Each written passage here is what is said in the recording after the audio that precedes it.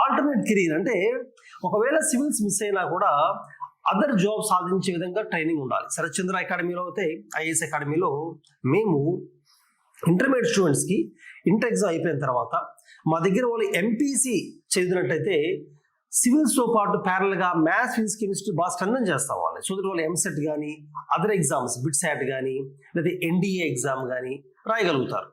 అలాగే arts students అయితే ఈ సివిల్స్తో పాటు సియూఈటీ ఎగ్జామ్ రాసి సెంట్రల్ యూనివర్సిటీకి వెళ్ళే విధంగా కూడా హెల్ప్ అవుతూ ఉంటుంది ఈ సివిల్స్ కోచింగ్ అనేది ఇంటర్మీడియట్తో పాటు.